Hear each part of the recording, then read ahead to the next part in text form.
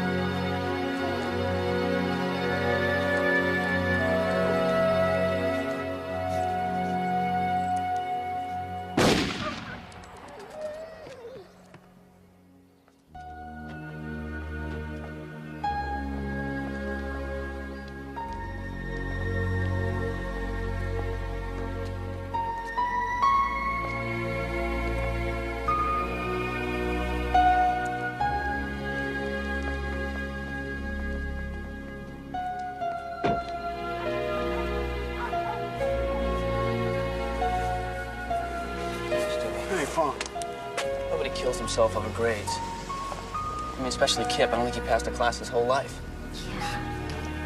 Excuse me. Hey, Paul. That's how my own touch, too. How'd you hear? It's on the TV already. Did he leave a note or anything? Hey, check it out.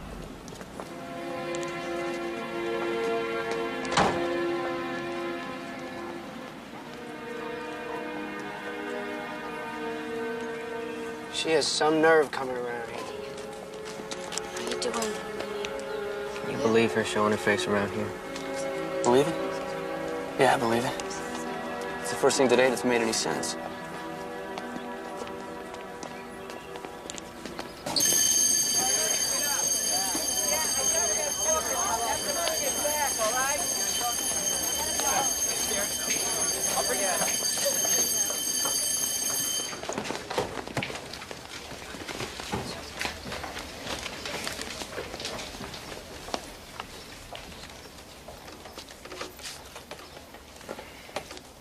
Today we were supposed to talk about the contrast in styles among writers who came to prominence during the Jazz Age. But at the moment, Hemingway and Fitzgerald seem pretty irrelevant to me. I'd like to share something with you I think is appropriate. Patsy, would you do the honors? Okay. The Buck in the Snow by Edna St. Vincent Millay. How strange a thing is death, bringing to his knees, bringing to his antlers the buck in the snow. How strange a thing. Could I see a moment, please? Go on. How strange a thing, a mile away by now. Right, with me, I'll help you. Miss Gill. Mrs. Gill, yes. I'm Detective Morse, San Diego PD. I just need to talk to you a couple minutes. Well, that when you're through here, I'd like to see my office, please. Have a seat, please. Ma'am, I'm doing some follow-up on the death of Kip Bauschmeyer. I understand you were one of his teachers. Yes. As a matter of fact, I would have had him this period for junior English. You ever been to his house? The night he died? What about before that? You ever visit Kip at home prior to his death? Yes, I have. Was your husband aware of this? Look, maybe you better tell me what this is about. Well, ma'am, there have been allegations made by several of Kip's classmates that you and Kip Bauschmeyer were lovers. A high school is a rumor mill, Detective. That was one of many stories making the rounds. But I can assure you, that's all it is, a rumor. Mrs. Gill, the people who are making these allegations are not saying they heard you were having sex with the boy. They're saying they went over to his house a couple of weekends in a row and watched you have sex with him. Look, I've been in trouble before, Mr. Turner. Got a few priors, but this time I swear they got the wrong guy. I got the picture. Can you tell me how the window of Dr. Frank's Mercedes came to be broken? I have no idea. I think I was just the first guy the cops saw when they got to the scene. Story of my life. Wrong place, the wrong time.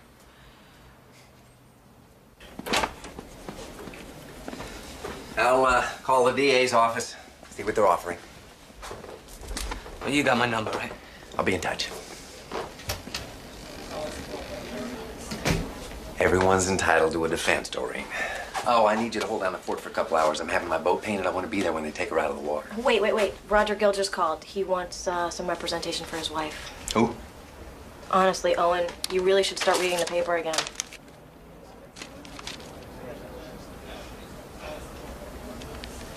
Get my ex-wife on the phone. Paulette and Kip had been lovers for some time, or so the story goes. Rumors started circulating, and eventually the boys, Garrett Evans, Paul Preston, and Stuart Cardale, confronted Kip about it. Kip told them the rumors were true, and when they didn't believe him, they decided to prove it to them by arranging for them to come over and watch him having sex with her. This kid sounds like some victim. Why'd he kill himself? Nobody seems to know. But the night of the funeral, the boys told their parents what they'd seen. The parents called the police. The school fired Mrs. Gill a month later. Our paper broke the story. You say that with some pride, Roberta. Well, it's a big story, Owen. I mean, you know. Attractive young teacher, secret trysts witnessed by the sons of prominent citizens, suicide.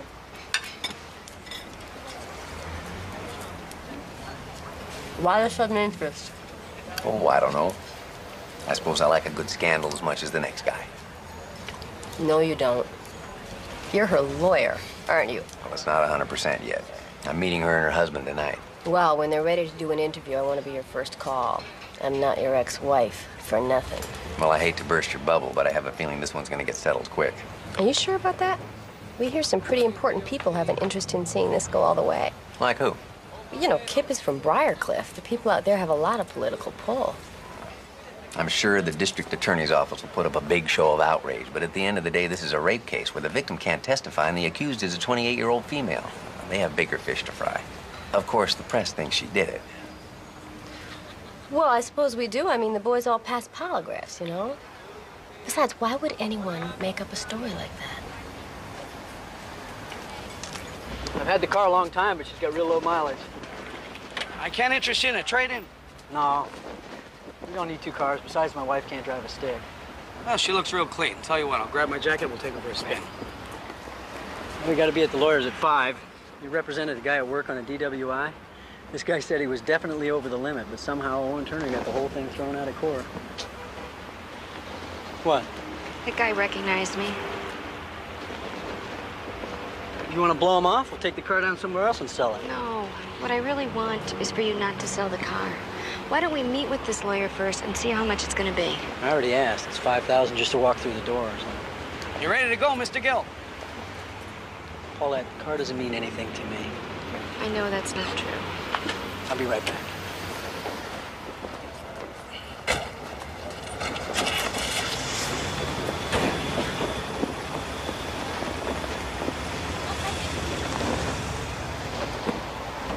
For those of you who have never had class with me before, let me tell you what you can expect. This is junior English. We're going to be studying some of the great works of literature. Excuse me, Mrs. Gill. This here's Kip Bauschmoyer. Hey, Kip. Oh no, here's trouble. Nice to see you too, Patsy. Hi. Just go find a seat. Go, now. I think I'm in love. I want to go like those jokes on unemployment, Bauschmoyer. If I were you, Mrs. Gill, I'd separate him from his cronies. He's a lot less funny without an audience.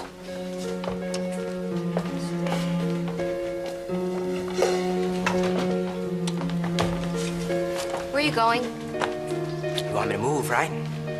I was just explaining my philosophy of teaching, Kip, and part of it is that every kid that walks through that door starts off with an A. That means that at this moment, you're one of my best students.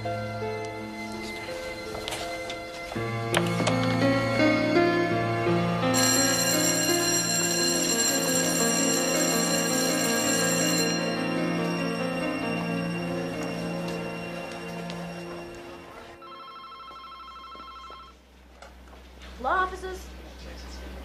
I'm sorry, Mr. Turner's with a client at the moment. Mrs. Gill, on Friday you will be charged with 2 counts of sexual assault. Am I gonna have to spend time in jail? You will be out in an hour tops. Now, the good news is their case sounds very weak. I gather they don't have a shred of physical evidence, and obviously the victim can't testify, so. That's just what the other lawyer said going into the school board hearing. Mr. Gill, I understand you were out of town on the nights in question. Is that right? That's right. I have National Guard duty 2 weekends a month. I do have an alibi for one of those nights. I was out to dinner with Patsy Newbeck. Well, who's that, a girlfriend? Another one of my students. I understand you also spent some time with Kip outside of the schoolroom. Would you describe him as promiscuous? What the hell kind of question is that? An important one. Promiscuity can be a defense on sexual assault. That's going to be your defense? She did it, but it's okay because he wasn't a virgin? Mr. Gill, look. No, you look. I thought I explained this over the phone. My wife didn't do this. These people are on a witch hunt. And we need a lawyer who's willing to take them on. Mr. Gill, I understand that you have both been through hell. Now, if you want something for your pain and suffering, I suggest you contact a civil attorney. I'm a criminal defense lawyer. My job is to see your wife acquitted by whatever means the law allows. It's been really tough on Roger. After I was fired, he had to drop out of school and get a job. And the publicity it's been really hard to take. Well, I can tell you it's only going to get worse. That's why I'd like to explore the possibility of a plea bargain. But I'm innocent. You didn't ask me that, but I am. Sometimes I think those of us in law enforcement can lose track of what's really important. Like being able to send your kids off to school without worrying about them being molested. So am I concerned that the prosecution of Paulette Gill is a waste of time and money? No. In fact, I would say the message I'm getting is quite the opposite. Pam, if you have any follow-up questions, come on. Thank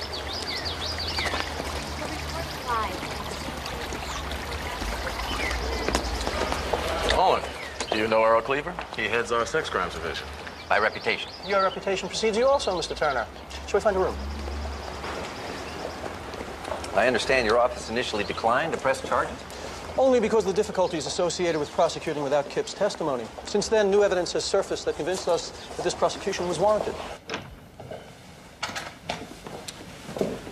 I was just telling Earl what a zoo it was this morning. Given the nature of this case, I think it's safe to say we should all anticipate intense media scrutiny. Yes, well, it's good to see you're doing all you can to minimize that, Earl. Given all the hoopla, I'm surprised you didn't assign a second chair. Oh, Hugh is the second chair. I'm the lead prosecutor on this. You mean you personally? Hugh is a fine prosecutor, but the DA and I both felt that given the public interest in this case, the most experienced hand should be put on. But we're getting ahead of ourselves, and we're here to avoid going to trial. Here's our offer. She pleads guilty to 1 felony count. We drop the other charge. We recommend that she does 2 years probation. And we'd also want some guarantee that she never teaches school again. Are you serious? Oh, It's a fair offer. This goes to trial. We'll be asking for the maximum on both counts. She could do 4 years. Oh, come on. There's no evidence that this relationship, if it even existed, was anything but consensual. That's not informed consent, is it? We like our case, Mr. Turner. We have 3 eyewitnesses. These boys are nice kids.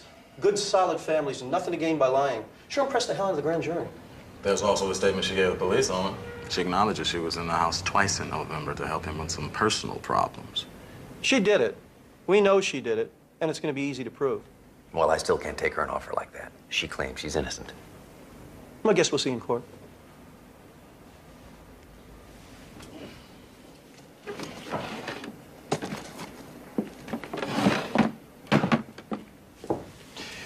Is he any good? He was outstanding. Hasn't had a lot of trial work, though, lately. Burnt out?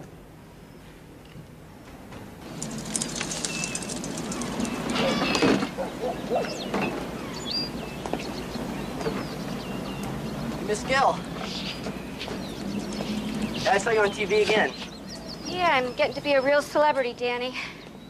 I'll tell you, it's not much fun. Well, at least you look good. I mean, that's something, right? What's with the books? Don't tell me you're back in summer school. Afraid so. You all know what happens. The weather turns nice, suddenly my grades go south. You know, I was gonna ask you, you think you could help me with my homework again this summer? Oh, gee, Danny, I don't think that's such a hot idea. Danny! Oh, hell. Get in the house. All I was doing was now. talking to Get in the her. house. Don't talk back to me. I will deal with you later. I told you to leave him alone. He talked to me first. I don't care if he did talk to you. Nothing says you gotta answer. This is my What the hell's child. going on? It's okay, Roger. Your wife was talking to my boy. I told her last time I would call the police, and I will. Well, maybe what your boy needs is a Roger, leash. that's not necessary. Look, you're on my property, lady. Now get the hell off before I call the cops. You know something? I cannot wait until they lock you up. People like you do not belong in decent company. Roger. You, get in the house. I wish you wouldn't get into it with her, Roger. You know what she's like. Anyway, I'm glad you're home. I'm dying to call Owen.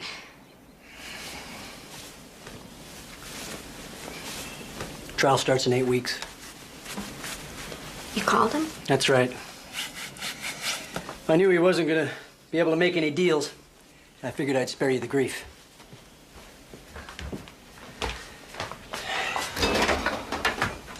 I don't want to be spared, all right? Roger, I'm the one who's going on trial. You sure seem relaxed about it. What is that supposed to mean? Well, you're talking to Danny again. Despite what his mother told you, despite what I told you, you're talking to him again. Well, he initiated it. The law says he can't initiate anything, Paulette. The law says that you're the adult. Whatever happens is your fault.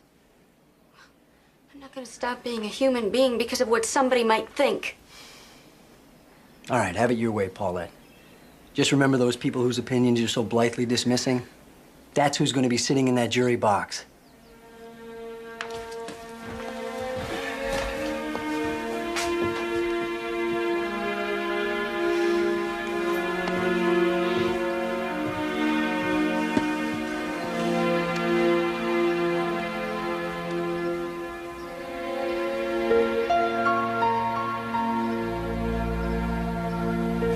I hope your coach isn't going to give you grief about missing football practice. He doesn't have much choice. If I don't get my grades up, I won't be on the team. You know, Kip, you have a real flair for language. Spelling, however.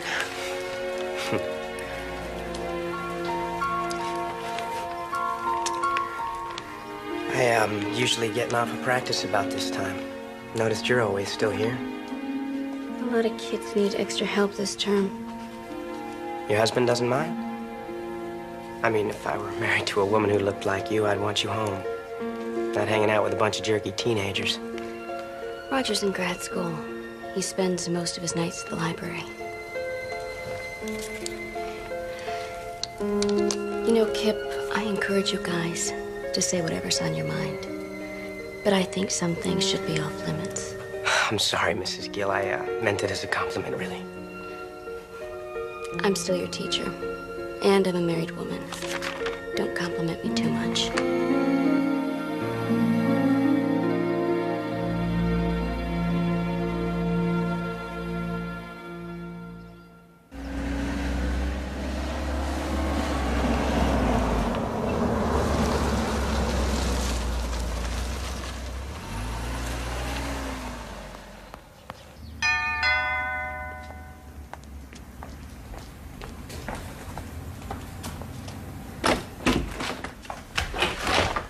Hi, Miss Newbeck, Patsy Newbeck.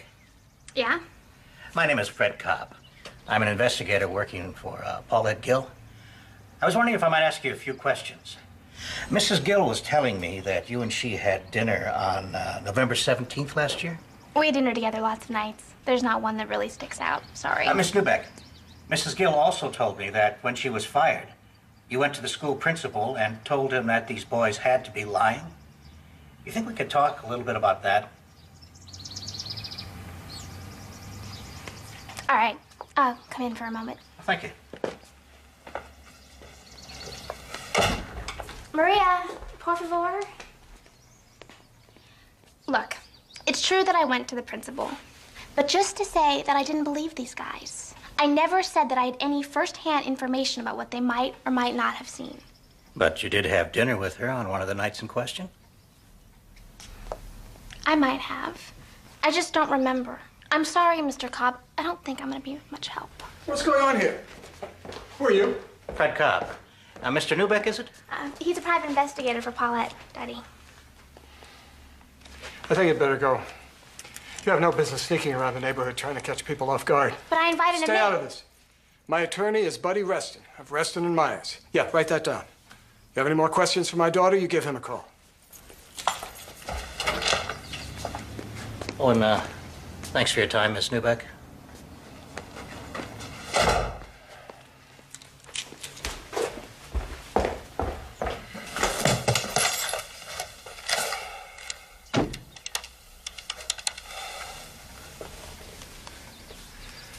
Let me have Evie Bashmore, please.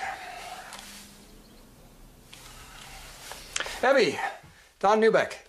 Listen, I think it might be a good idea if we got everybody together. Hey, let's not overreact here. It's not like she wasn't going to put on a defense. So I spoke to Earl Cleaver, let him know what's going on. I also spoke to my own attorney, who tells me that we're under no legal obligation to cooperate. What about witnesses planning on testifying for the prosecution? Makes no difference. Stewie and Garrett are under 18. They can't even be contacted without your consent. But Paul just turned 18, Don. He still has to give his consent, Margie, unless her attorney gets a court order, which Cleaver thought was very unlikely. Would you excuse me for just a moment? I'm so sorry you all got dragged into this. Evie, you put that thought out of your head. Garrett has told me many times that he has no regrets. And Stewie and Paul feel the same way.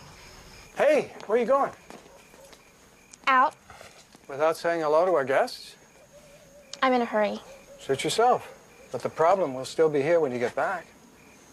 Look, Daddy, for the last time, I don't know anything about Paulette and Kip. I think you do know something. The way you and that Gill woman palled around, hell, you probably know everything. Patsy, do you understand that it's not just about Kip's family anymore? Do you know that if Mrs. Gill is found not guilty, she can turn around and sue the boys and their families, our friends, for everything they own? And there's a bigger picture here, Patsy. There really is. Somebody has got to protect our way of life from sleazy influences like that. Do you understand that you go to a public school that is better and safer than most private ones? You think that happens by accident? Well, if it happened in Briarcliff, Daddy, I'm sure you had something to do with it.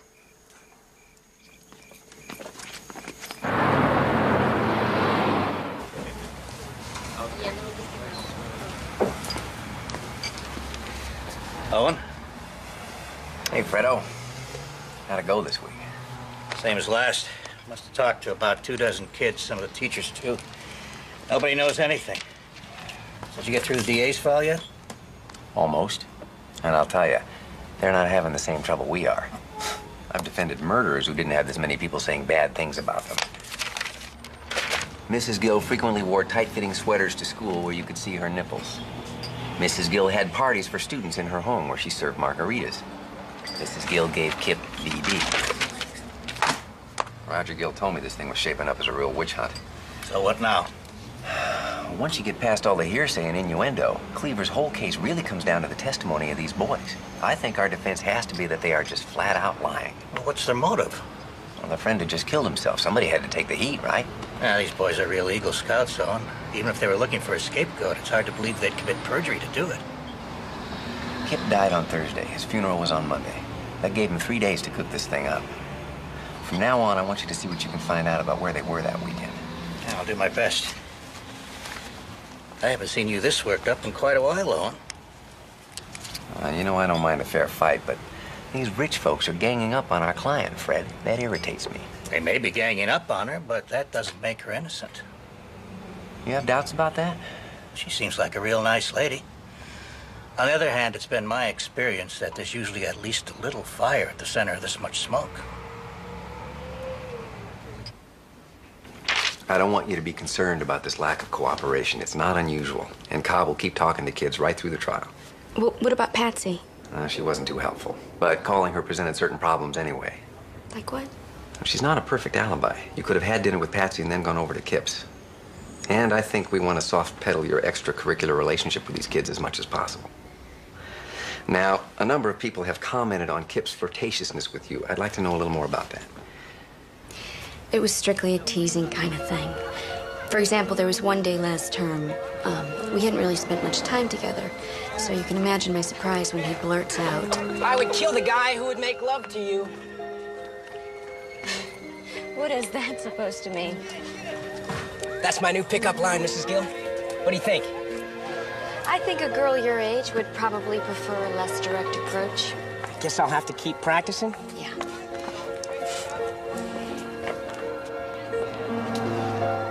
You never reported this behavior to anyone? If I reported every boy for every comment he'd made, I would have spent half my time in the detention office. I understand. But subsequently, you went to his home alone in the evening. Now, the prosecution can argue that you were responding to a sexual invitation from him. What nobody has mentioned yet is that there was another side to Kip. When he was alone with me, he was completely different. Serious, sensitive. That was the side I was interested in. I don't think he believed me. It's not his job to believe you. That pickup line business, you never told me about that either. You never told me he said anything that overt. Didn't I? No? I guess I was just embarrassed. I'm sorry. Listen, it's still light. You want to stop and get some coffee or ice cream or something? No, Paulette. I just want to get home.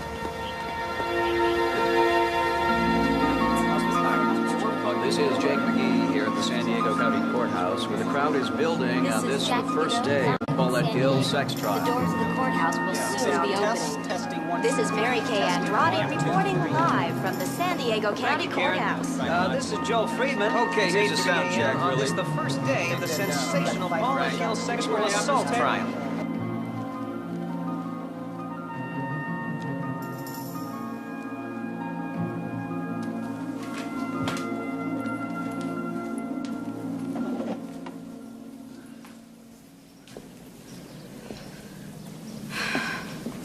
Relax, Roger. We have plenty of time. I'm gonna wait outside.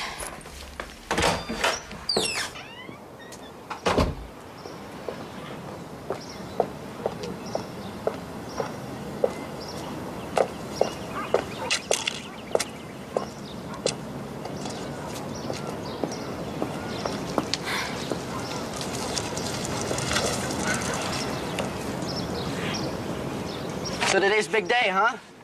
Yeah, we'll be leaving for court soon. Good luck. Thank you.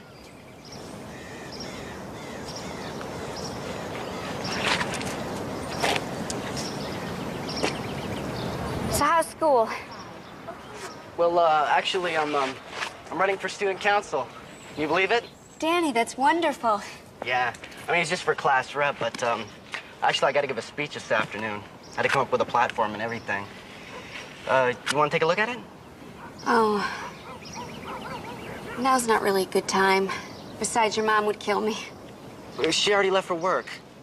Please, Miss Gill? It'll only take a second.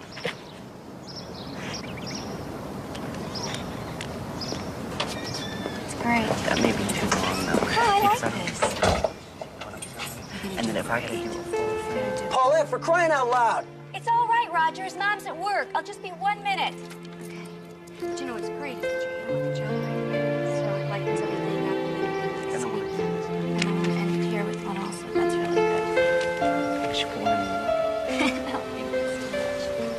good. Kids really respond to her, huh? Oh, yeah. My wife loves teaching Owen. She's got a real gift for it.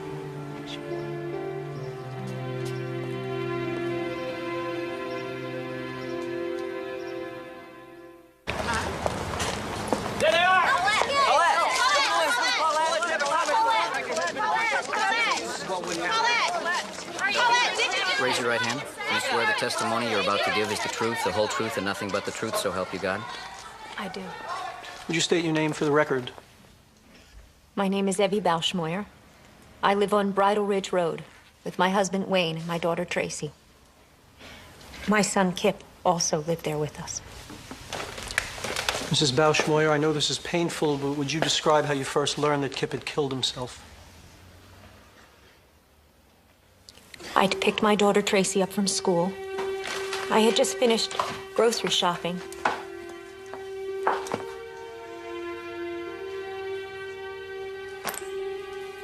Tracy! Is your brother in his room? That boy skipped school again. I don't know what I'm gonna do.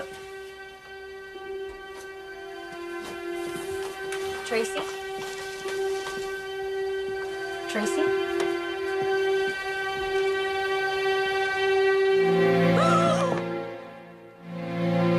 Mommy, what's happened to Kip? He's sick, honey. Come with me. Tracy, now! Call a doctor. I called my office. I asked them to notify the authorities. I needed to deal with my daughter right then. And then I phoned my husband. Shortly after this, people began to arrive? Yes. By then, it had been on the news. Did you see the defendant, Paulette Gill, at your house that night? Yes, I did. And at Kip's funeral the following Monday, did you see her there too? Not at the funeral, no. But afterwards, there was an open house. I'm Paulette Gill, Mrs. Bauschmoyer. I had Kip for English. Well, thank you for coming. I know Kip wasn't very popular with his teachers. Well, maybe that's because they didn't really know him. I can tell you he was very special to me. She told you he was very special to her? That's what she said. No further questions.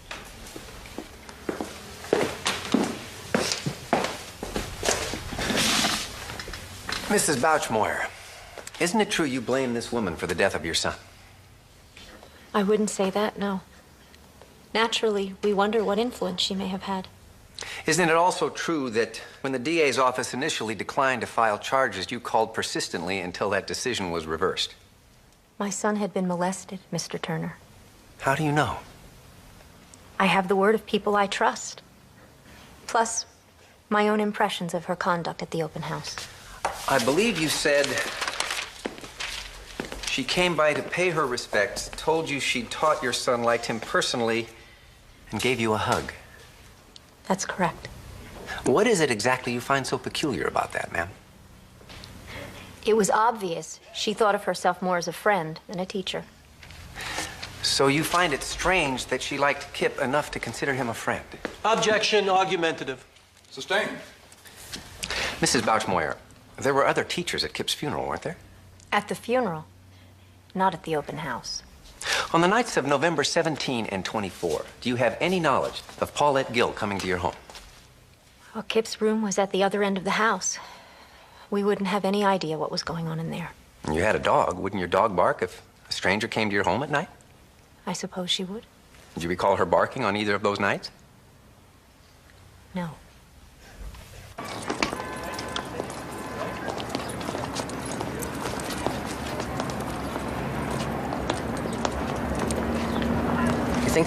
You think they'd at least send someone out to let us know what's going on, you know? I don't know how you guys can all be so casual about this. Paul, come on, all right? We're all in the same boat. Yeah. You know, it's starting to sound like you're sorry you're even here. I'm not saying that. Just real stressed out by all this, you know? Okay. Look, let's just not forget why we're here, all right? Yeah, we're here for him, man. That's right. We're here for Kip.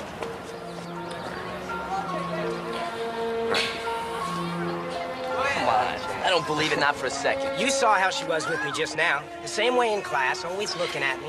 Ask Paul. She's like that with everybody. No, she's Right. not. Look, I knew she was interested in me from the beginning. One night I hit on her, and she's like, oh no, I'm a teacher and I'm married. So I figured I was wrong. Then a few weeks later, she asked me to go have coffee with her. Starts telling me about how her husband doesn't understand her. That was a month ago, boys. I've been having her ever since. Come on. Look, I know it's hard to believe, Well, but it's impossible to believe. Wait a minute. Wait a minute. This time, you gotta put your money where your mouth is. I'm looking for Leland Groon. Yeah, who are you? Name's Fred Cobb. I'm a private investigator working on the Paulette Gill case. You Mr. Groom? Yeah, that's me, but I don't know what I could tell you because I only went to school there for about a year. Okay, thanks. Say, how'd you happen to come talk to me? Mrs. Gill gave me a list of students she thought might have something good to say about her. Mrs. Gill was all right to me. She tried to get me to stay in school. I wouldn't want to testify or anything.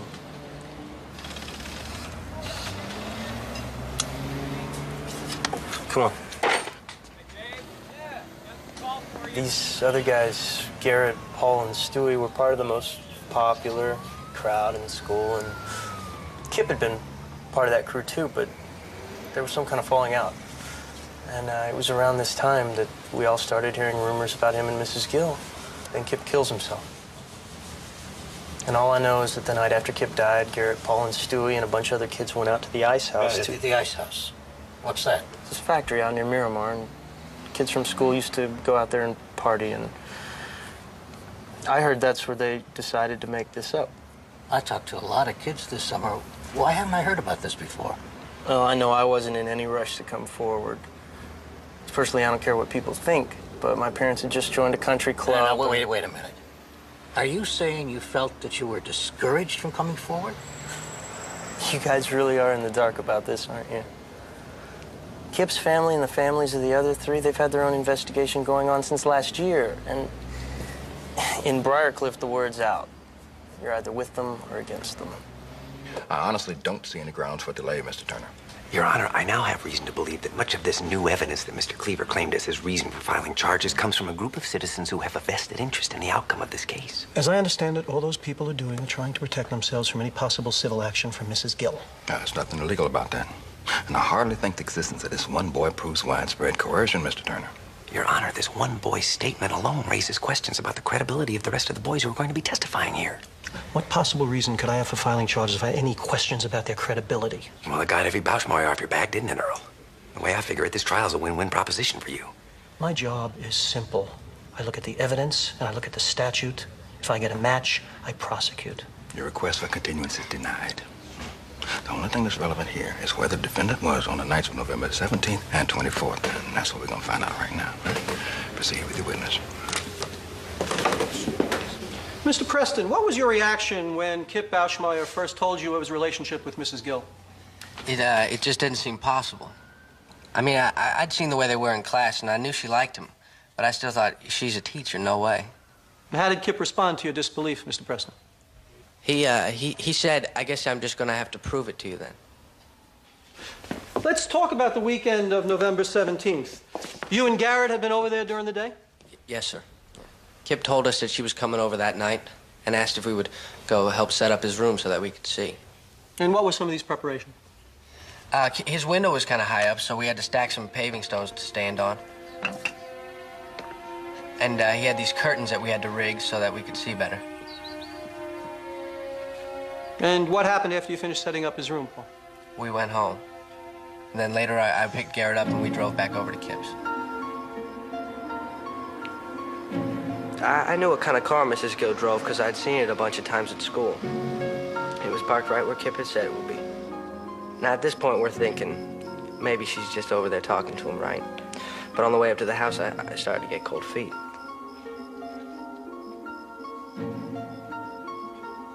I said I didn't want to go, so Garrett went first.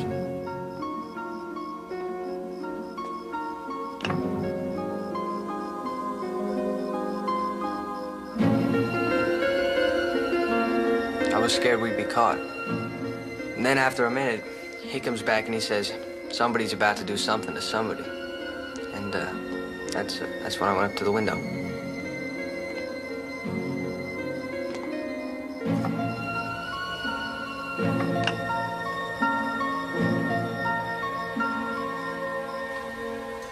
When you first looked through the window, what did you observe, Paul? Exactly. I saw my best friend, Kip Bauschmeyer, and my teacher, Mrs. Gill, having sex.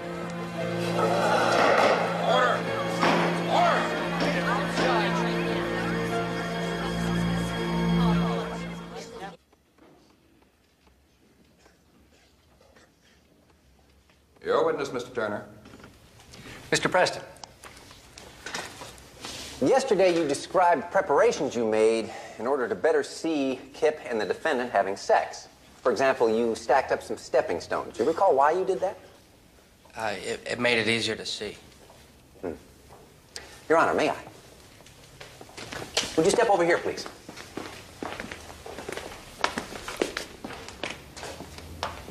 Right here. Now, I want you to imagine that the jury box is Kip's bed. Earlier, some photos were introduced indicating that the bedroom window is 5 feet from the base of the house. How tall are you, Paul? I'm 5'10". 5'10". Now, I want you to look at the jury while I measure out 5 feet.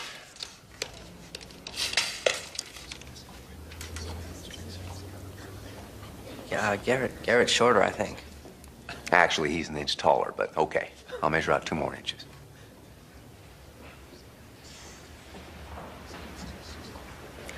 I'd like the record to reflect that I measured out 5 feet 2 inches, and yet Mr. Preston can still see the jury easily over the top. Can't you? Yes, sir. Thank you. You can sit back down.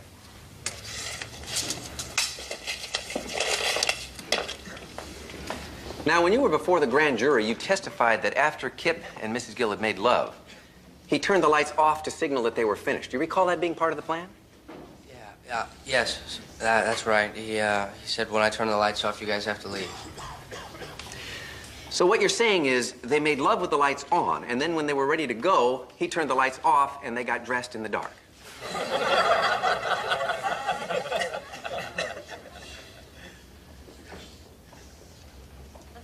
Yeah, well, maybe a lot of the stuff we did wasn't necessary, but it's not like any of us had any experience with this kind of thing. That'd be one explanation.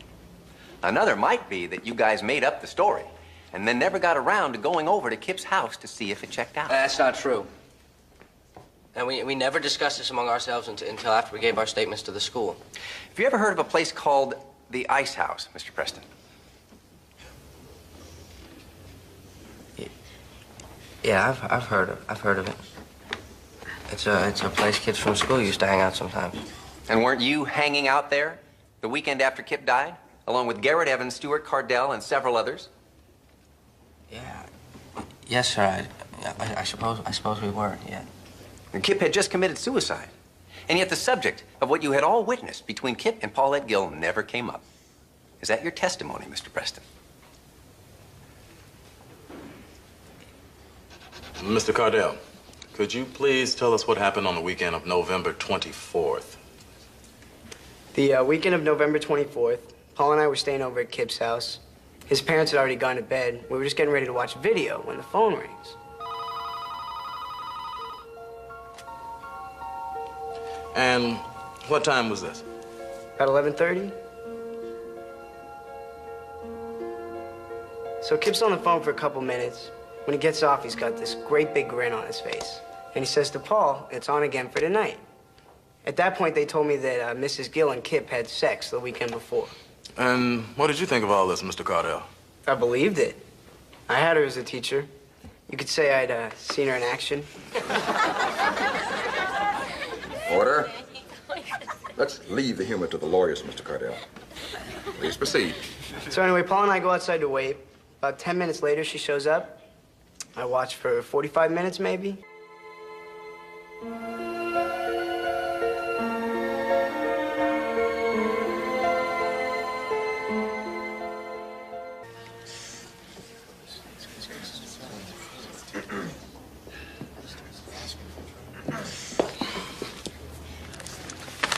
Now, how was Mrs. Gill as a teacher? She was okay. She actually went out of her way to give you a lot of extra help, didn't she? Yeah. Did she ever make any sexual overtures to you? No. So when you say that her actions contributed to your conclusion that Kip and Paul were telling the truth, what are you talking about? It was just a feeling I got. After Mrs. Gill left, did you guys talk about what had just happened? You know, I don't think we ever really talked about it until after we gave our statements to the school. You mean even at Kip's funeral? And when you were all together the night he died, you didn't talk about it? I don't believe so. What about when you were all out at the Ice House, Mr. Cardell? No. But you were out at the ice house together, weren't you? He's killing us with this ice house business. Yeah, we were there. No further questions. Let's hold Garrett back for now. I want to interview him again. I want you to call Don Newbeck, tell him it's time to fish or cut bait. Got it. Any redirect, Mr. Cleaver? Sorry, Your Honor. In view of the hour, Your Honor, the state requests a recess until tomorrow.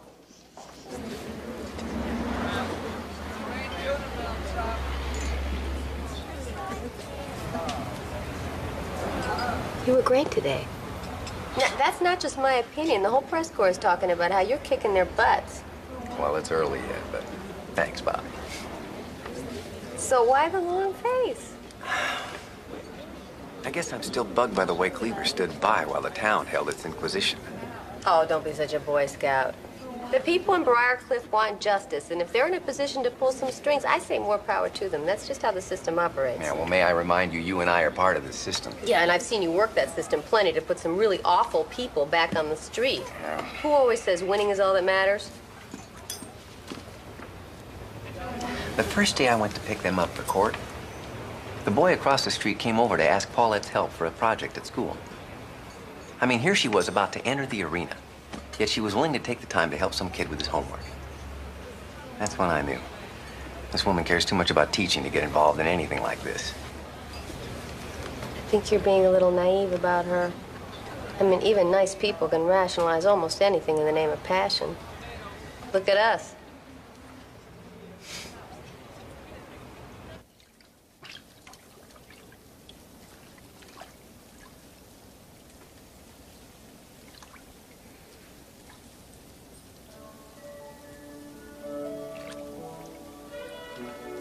Roger?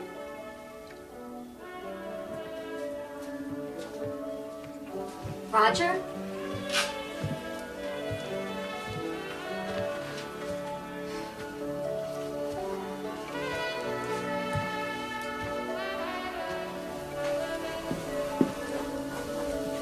You know, it occurred to me I haven't cooked for you in ages, so I decided to whip up a special batch of my stir fry. Come here. This is really sweet of you. Like it? Sit. Thank you. Let's go in. Would you like some champagne, my dear, huh? Champagne, too? It's either that or Diet cranberry juice. Decided to live dangerously.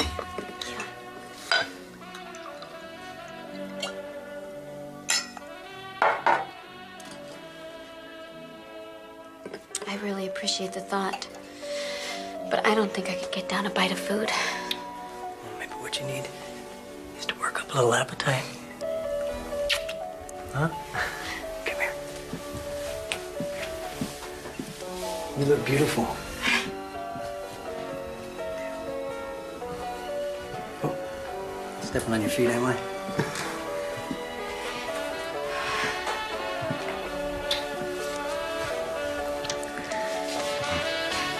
I don't feel very attractive right now. Oh, you are, believe me.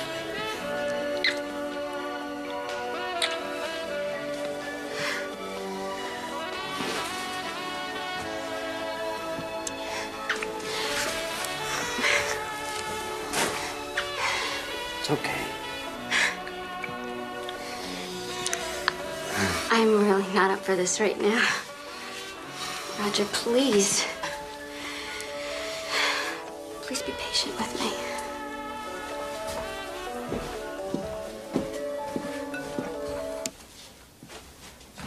As the boys' vice principal, it was my decision to transfer Kip Boschmeyer into her class. And Miss Gill ran a somewhat informal classroom, but I thought the boy might do better in that environment. Did he? At first he did.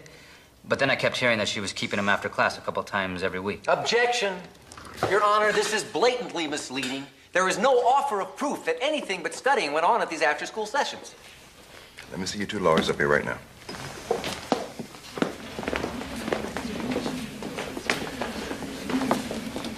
Mr. Cleaver, what is your theory of admissibility on this? Given her informal manner and her willingness to meet with him one-on-one, Kip no doubt saw these after-school sessions as an open invitation.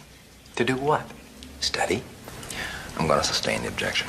As long as we're here, Your Honor, it's my understanding that the testimony of the next three witnesses goes exclusively to the issue of whether or not Mrs. Gill's attire in school was too provocative. Again, Judge, it's our contention that her relationship with Kip was just part of a whole range of unacceptable conduct. Perhaps. But I'm not going to allow her to be convicted of sexual assault based on what she wore to work. Now, do you have any other questions for this witness? No. Step back.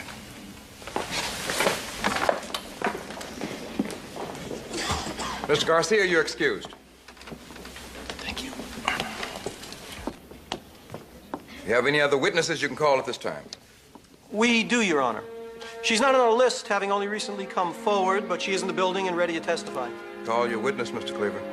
The state calls Patricia Newbeck.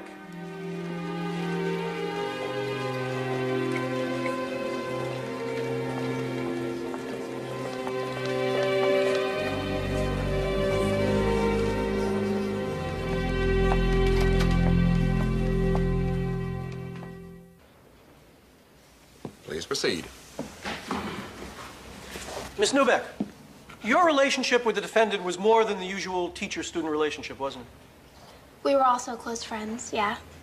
How did your friendship come about? At first, it was based on my schoolwork. And then as we discovered we had mutual interests, we started hanging out together outside of school. You mean you would socialize in each other's homes, maybe go out to eat? Yes. I'd like to call your attention to the night of November 17th, 1992. Do you recall where you were between 9 and 11 that night? Paulette and I had dinner at Joy Garden. It's a Chinese restaurant near school. Do you recall the conversation? Yes, I do. You asked my opinion, Patsy, and I'm telling you, I don't think you should be giving Bobby that kind of commitment. We really love each other. Why is it so hard for everybody to understand? I understand. I was in college. I was dating Roger. I was in love. And now here it is a few years later. And people don't always evolve in the same direction. God, Paulette, you and Roger aren't having problems, are you? I love Roger, but I don't think either of us really... She went on to say that since Roger had started grad school, he had gotten totally caught up in his work. She said he was distracted and losing interest in her. And had another complication in the Gill marriage developed at this time? Yes. Paulette told me she might be falling in love with Kip Bauschmeyer. Did she say what those feelings were based on? Kip was crazy about her. He was always interested in everything she had to say. Was it your impression that those feelings had been acted upon? That's how the subject came up. Paulette had a date with Kip that night, and she wanted me to cover for her. If my teacher looked like that, I probably would have killed myself, too. You know what she said when they caught her? No, what's that? She's cramming for an exam. What are you, crazy? Just two more questions. Would you say you were also close friends with Garrett Evans, Stuart Cardell, or Paul Preston? No, I'm not friends with their group at all. Have you ever been to the Ice House? I don't even know where that is. Thank you. No further questions. Miss Newbeck, you knew Kip Bauschmeyer pretty well, didn't you? Our families were close, yes. Initially, you were one of Mrs. Gill's strongest supporters. You told the school principal, your parents, anyone who would listen, that you thought Paulette Gill was not guilty of these charges. That's true. What prompted you to change your story? Paulette and I were friends, but I felt that what she had done was wrong, so I decided I couldn't support her anymore. When was that? I don't remember exactly. Miss Newbeck, this is a statement you made to the district attorney's office in April of this year. Do you recognize it?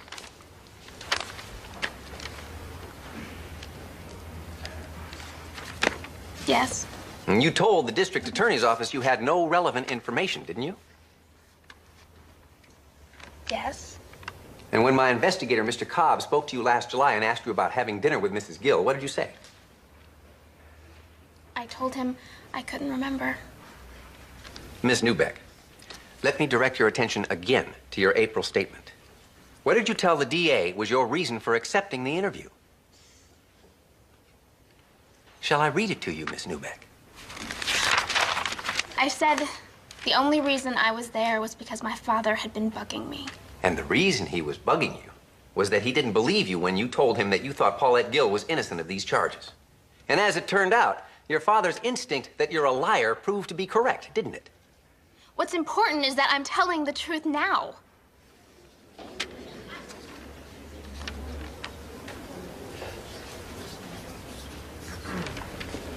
No further questions.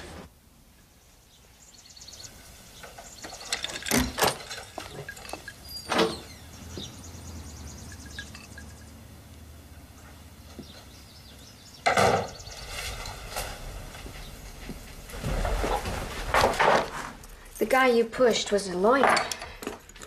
Owen got him to not press charges. Oh, that's a load off my mind. Owen also thinks it might be a good idea if you stayed away from the courthouse for a while. Owen thinks, huh? What do you think?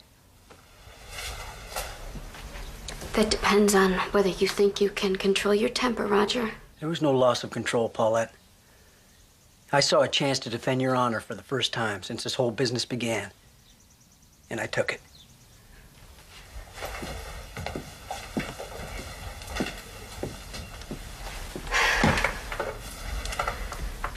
If you'd like to listen, I'd like to try to explain about Patsy. Did you discuss our problems with her or not? She took things I said at different times out of context. What context could there possibly be for talking to this girl about our marriage? You know, I never liked the way you were with those kids. How accessible you made yourself. But I didn't say anything because I figured that was your call. And because I never dreamed that what you were sharing were intimate details of our family life, Paulette. When kids come to you, asking advice and sharing their secrets, you find yourself responding in kind. Is that such a crime? It depends on how far it went, I guess, huh? Are you asking if it's all true? No, but when they say you didn't keep your distance, they're not wrong, are they? You did cross over the line, and you brought this down on us as surely as if you had slept with him.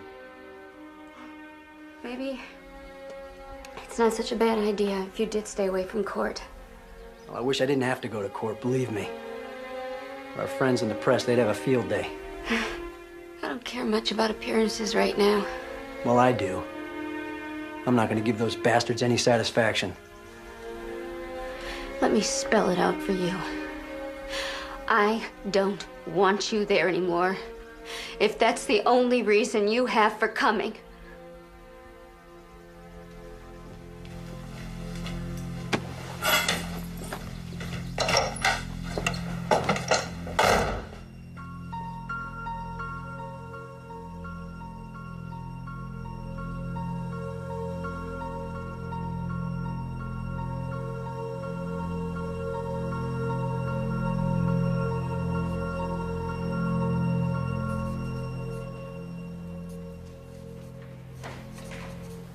How long did you watch the defendant and Kip having sexual intercourse, Mr. Evans?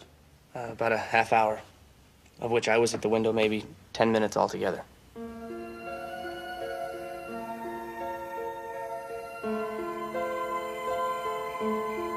Now, why is it that you decided not to tell anybody about what you'd seen prior to Kip's death?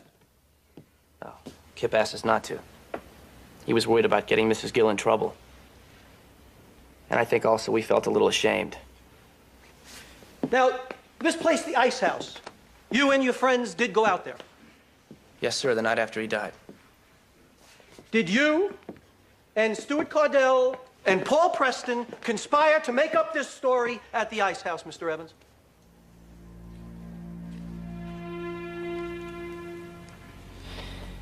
That would have been impossible, sir. We went to the Ice House on Friday. By then, I'd already told my mother and some other police officers what I knew. No further questions. All Garrett's testimony really proves is that he was the first one to tell the story. We can argue that he was the ringleader, but it hurt us. And as for Patsy Newbeck, well, Can't we call Leland Gruen? unfortunately, his story about the Ice House isn't a first-hand account and wouldn't be admissible. Cobb can't find anyone who will admit that they were actually there.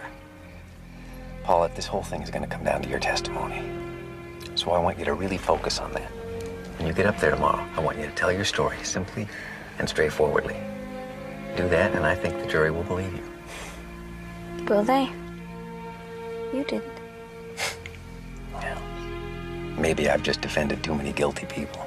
But I have to believe that when that jury really looks at you, they'll see what I saw when I finally opened my eyes. An innocent woman falsely accused.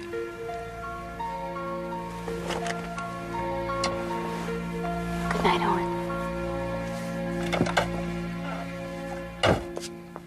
Okay, a quarter past the hour. Here's the 5-day forecast for Southern California. Mostly clear through this period, except for areas of night influential clouds and fog near the coast. That's what we need again. Lows overnight of 52, highs expected in the daytime of 72. A little bit warmer inland, of course.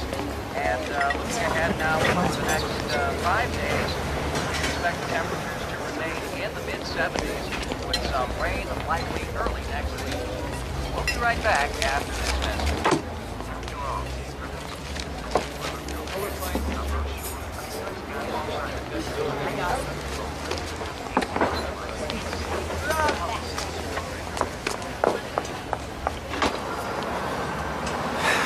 Mr. Gill, we haven't met. I'm Roberta Rosen with the San Diego Ledger. You media people seem pretty chummy with Mrs. Boschmoyer. Ever ask her what she's doing here? Witnesses aren't allowed in the courtroom, but she comes to the courthouse every day. Ever ask yourself what it means? I think it helps her cope with the loss of her son. I came out here to give you equal time. Yeah, well, our lawyer advised us not to speak with the press. Then you can't complain about the kind of press you're getting, can you? And that's it, huh? You think saying that absolves you of responsibility? You think there's some questions we ought to be asking? How about asking what I'm doing here? Why would I possibly stick by Paulette if there was any truth to these charges? Boy, you haven't been sticking by her lately, have you? Your attorney told us you came down with the flu. You seem pretty healthy to me. You know, maybe I haven't handled myself as well as I could have. But I'm not a public figure. I'm just a guy that sells computers. And my wife is a woman whose only plan in life was to get married and raise a family and teach school. Before you make any judgments about us, why don't you ask yourself what your life would look like if it was put under a microscope? I love my wife, Miss Rosen. Excuse me.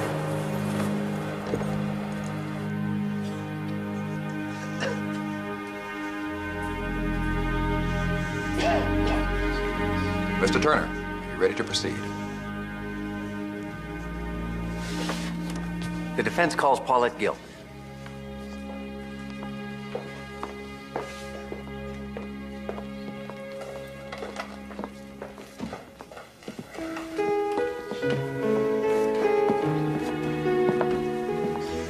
Raise your right hand.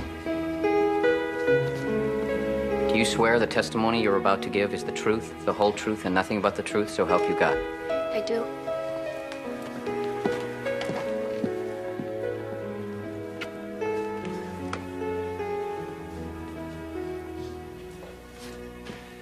Mrs. Gill, why did you decide to become a teacher? I'd always admired my own teachers, and I liked working with kids. And how long had you been at Briarcliff High School when you met Kip Bouchmoyer? About 2 years. We heard testimony that the decision to transfer Kip to your class was based on the idea that you and he would have a rapport. Is that your recollection? Not really. I think it had more to do with the fact that I was the most junior member of the department, and Kip had a reputation of being a troublemaker. Was that reputation well-deserved? Make thick my blood, stop up the access and passage to remorse. That I think he was misunderstood. Teachers sometimes forget that while you're testing the kids, they're also testing you. Come to my woman's breasts and take my milk for gall. I'm not saying we didn't have our moments, but overall, I think we did end up with a pretty good rapport. We also heard testimony that you spent time with kids outside of school. How do you account for that?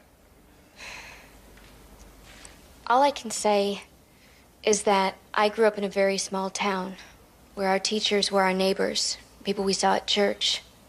So it just seemed natural to me.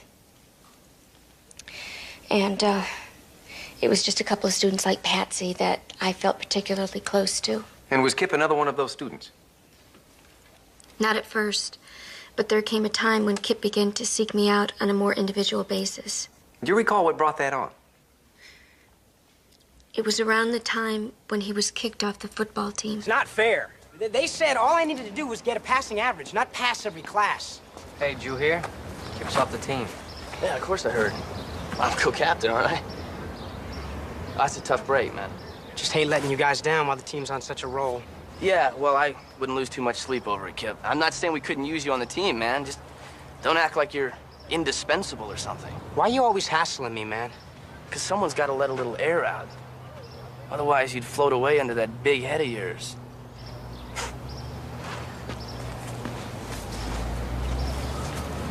Guys, let's go. Blim said he'd give us a ride.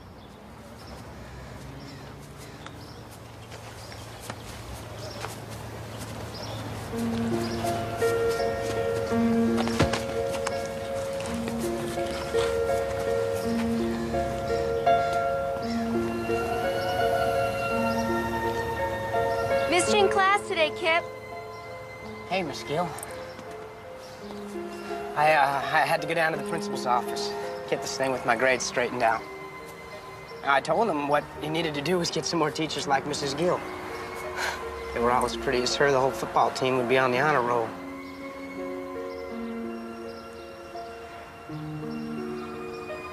What are you doing right now? And when we were all little, I was the one who could run the fastest or climb the bigger tree. Garrett was just a little squirt, but I always included him. Now it's the other way around. The guy gives me nothing but grief. Well, maybe being co-captain has just gone to his head. No, he's just got it in for me. Stewie and Paul, they go whichever way the wind blows. In my opinion, being kicked off the football team isn't the worst thing that could have happened. You have more going for you than you realize, Kip. Yeah? Like what? Like the side of you I see right now. Your serious side. I like it, and I'd like to see more of it. You know, I never thought I could talk to a teacher like this. After that, he started calling me at home. I hadn't given him my number, but other kids had it, and it was listed. Now, at one point, you did have occasion to go to his home. Would you please tell the jury what prompted that? About a month after we had coffee, Kip called me one evening, very upset. Hello? Mrs. Gill, I need to see you. Kip, what's the matter? Please.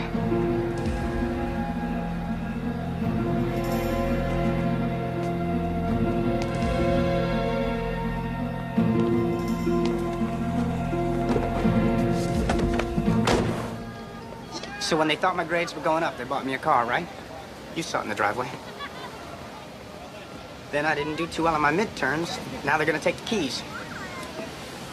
Do you even have your license yet? That's not the point. I mean, it's just something else for them to hold over my head. Meantime, Paul had a big party. Never even called me. Life's a mess. I don't get a car.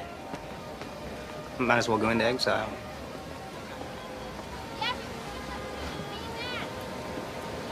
I'm adopted. Did I ever tell you that? I am. My older brother got all A's in school. Dad always asking me why I couldn't be more like Michael. Of course, Mike's their natural son. Let's see, that makes me what? The unnatural son? I'm sure your father doesn't feel that way. What about your mom?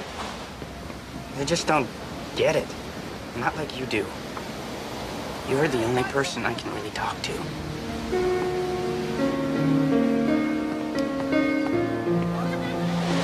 All I can tell you, Kip, is that it gets better. Eventually, you'll be out on your own, and the cars, and your parents, and what your friends think will seem pretty unimportant. Just don't know if I can wait till then. Let's talk about January. You began to hear rumors that you and Kip were lovers. What did you make of that? When you're around kids that age, you hear a lot of wild stories.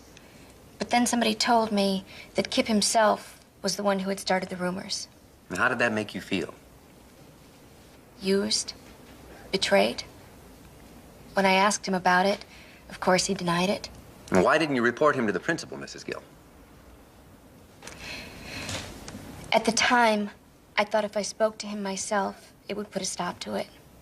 Did it? No. I learned later that he continued to tell his friends that we were sleeping together. Paulette knows you're Until finally there was a confrontation. You say a word to What are you anybody. gonna do, Kip? Hit me? What are you gonna do, Kip? She just called you a liar. You're not gonna let her get away with that, are you? She can say whatever the hell she wants to say. It's true about me and Mrs. Gill. You guys all saw the proof. This is your proof? A pair of women's underwear you could have bought anywhere? Hey! Whoa! These have that freshly bought look now, don't they? Give me those. Oh, hey! Give them to me. Yeah, right. Give them to me. Hey, Give them. teach his underwear. Give them to me. Oh, hey, I'm Give me those.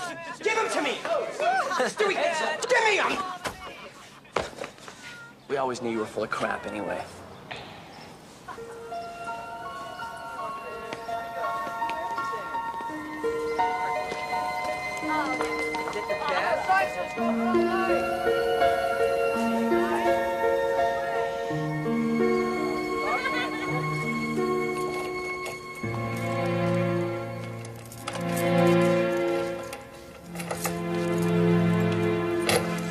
What's the matter? Think you know? Kip, I've had a long day. I don't have time to play guessing games. I'm talking about Patsy. She comes up to me today in front of everybody and accuses me of spreading rumors about us. I can't believe you put her up to that. I didn't put her up to it, Kip. You told me you didn't start the rumor. I accept that. Let's just leave it there. There was more to it, though.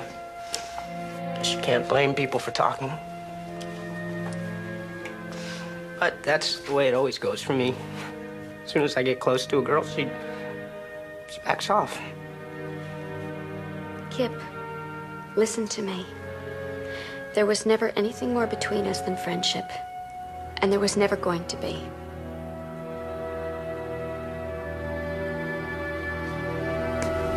That's great, Miss Gill. Are you saying that I'm not even a little bit special to you? That was the last time that I saw Kip. And 3 days later, he killed himself.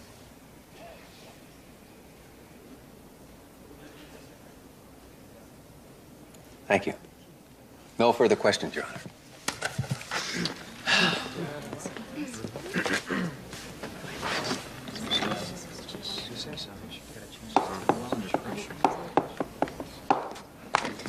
So it's your testimony that you never had sexual relations with Kip Bauschmoyer. Yes, it is. But you do admit to visiting him in his home after hours on 2 occasions. Yes. Oh, it's an interesting coincidence, wouldn't you say? These 3 boys say you went over there twice. You say you went over there twice. Can you account for this similarity in both stories? No, I can't. All I can figure is that maybe Kip told them that I had been over there as part of his proof that we were sleeping together. Do you deny having dinner with Patsy Newbeck on November 17th? Not the way she described it. We had dinner, yes. Oh, I see. So once again, only the sex part is a lie. Your Honor, I think we can all do without Mr. Cleaver's sidebar editorializing. I agree. Watch your tone, Mr. Cleaver. Sorry, Your Honor. Mrs. Gill, about these problems you say you were helping Kip with. You have some training that qualifies you to counsel troubled kids? No special training, no. The school has guidance counselors, don't they? Couldn't you have referred Kip to one of them? Or told his parents that he was having difficulty? Some of his problems had to do with his family, Mr. Cleaver. So no, I didn't think that was appropriate. And when you realized Kip was developing romantic feelings for you, you also declined to tell anyone in authority. Was that because you were afraid of being asked what you'd done to lead him on? Perhaps that was part of it? Because you had led him on? Because women get asked that question a lot. Mrs. Gill, let's talk about the second time you went to visit Kip at his home. I noticed you didn't have much to say about that on direct examination. There wasn't much to tell. It was pretty much the same as the first time. He called me. He sounded upset. I picked him up. We drove around. When he calmed down, I brought him home. Mrs. Gill, your own testimony proves this was a far different encounter. Because by then you knew that this young boy was interested in a lot more than hand-holding, didn't you? Yes, I knew he had a crush on me. And yet you went to see him anyway. You, a married woman, a teacher. This student calls you, and you rush right over there. You drop whatever you're doing. Now, would you do that if you didn't have some feeling for him? He sounded like he was in trouble, Mr. Cleaver. No, Mrs. Gill. I submit you went because you cared for him, too. All right, Mr. Cleaver, I admit it. I cared. It's hard not to care about a kid who wants to be liked so much. And yes, looking back, I think that maybe it wasn't the greatest idea to go over there. But at the time when he called me, begging me, please come, Mrs. Gill, you're the only person in the world I can talk to, I didn't stop to think, Your Honor. Gee, what's everyone gonna think? I just went. Your Honor. I cared. Mrs. Gill. I thought good teachers were supposed to care. Gill. That's enough now. Mrs. Gill, do you need a moment? I can go on.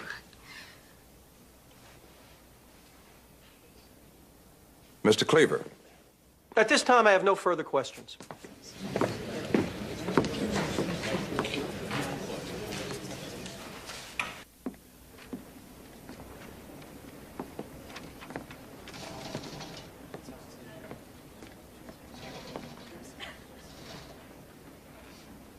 Ladies and gentlemen, during jury selection, I asked each of you what you thought we should expect of our teachers. Each of you indicated that you expected teachers not only to teach, but also to be role models, to provide examples. Measuring from that standard, it's clear that Paulette Gill failed in her responsibility to the students in her care. She claims she drew the line at intimacy. But 3 young men from this town say otherwise. The defense has not produced a single witness who can explain what would motivate 3 boys of outstanding reputation to come in here and lie to you. On the other hand, many witnesses can testify to the fact that time after time, this defendant crossed over the line to what many people would consider unacceptable conduct. She herself admits she met with Kip repeatedly outside of school. Is it possible that this attractive, sexually sophisticated woman did not comprehend the effect this would have on an inexperienced young boy? Let us send a message that in this town, traditional standards of decency are still the measure of behavior, and that those who don't adhere to those standards will be punished. If you apply common sense as well as the law, I am confident that you will conclude that Paulette Gill is guilty of sexual assault. Thank you.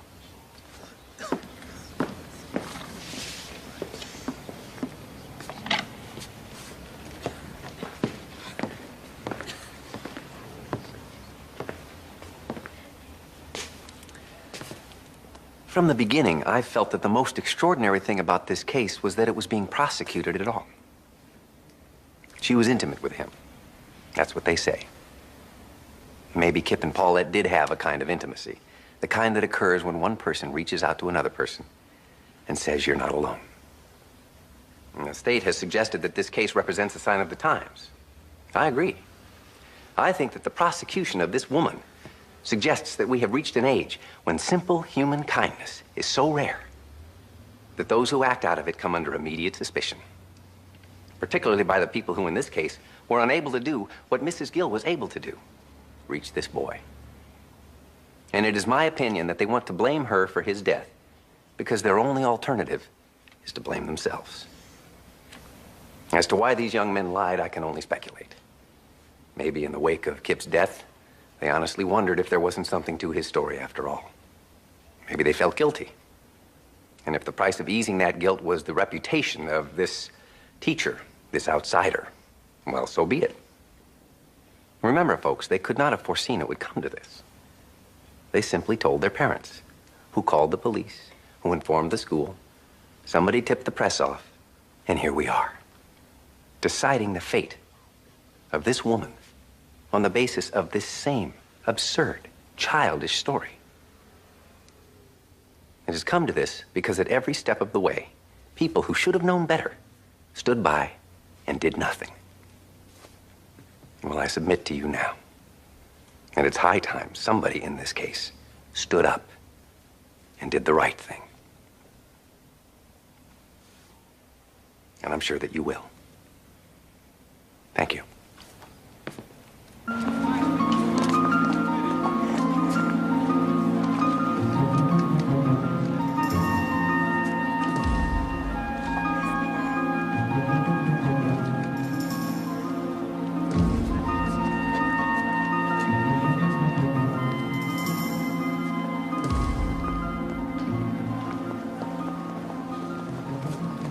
relax. They have 2 weeks of testimony to go over. I'll be very surprised if we hear anything before tomorrow. Paulette, I've just been informed by the Bouchmoyers' attorney the Bouchmoyers are filing a civil action against you. On what grounds? I haven't had a chance to go through it. I'm sure they've cooked up some theory of how Paulette deprived them of their son. Paulette, now this is really a nonsense suit. No, it's not. This thing is never gonna end. It's all right. No, it's not. I love you, Paulette. We'll get through this. I'd just like to say that money is not the issue here. My concern is that this woman not be allowed to teach anywhere else. My son Kip is gone.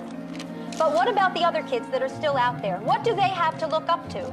What are their teachers representing to them? Mrs. Bouchmoyer, isn't this lawsuit a little inconsistent with your testimony last week when you said that you did not blame Mrs. Gill for Kip's death? Well, since then, new information has come to light. Mrs. Gill's own testimony shows that such an influence existed. Ma'am, are you just looking for a scapegoat? That's not the kind of people we are. Jury's back. Let's go. Hurry up, you're back. Hurry up, let's go. Michael, come on, let's get it go, guys. All rise.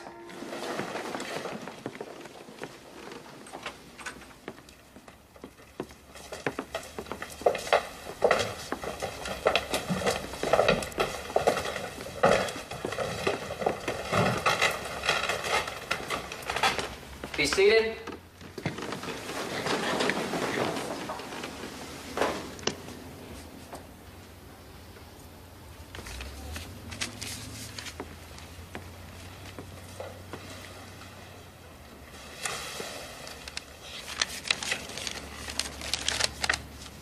What do you suppose it means, jury only being gone an hour?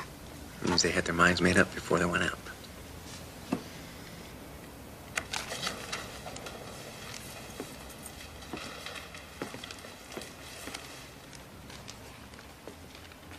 Will the defendant please rise?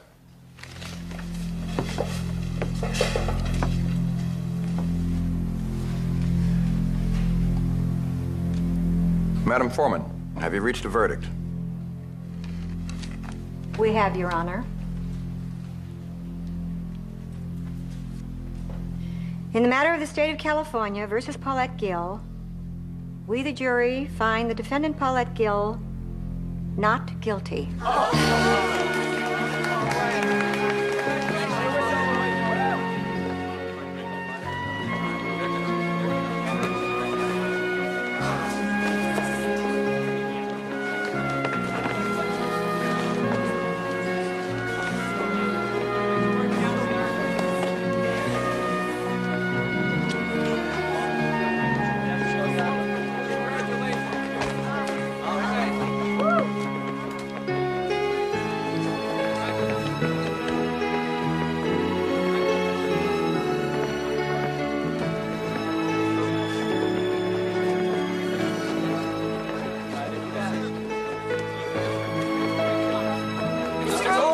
The jury has spoken, and we accept their decision. Now, you'll have to excuse me.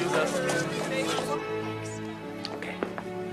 Oh, Paulette, you decide you want to get your teaching credentials back, let me know. Oh, I'll never teach again. Well, why don't we get the credentials back, and then you can think it over.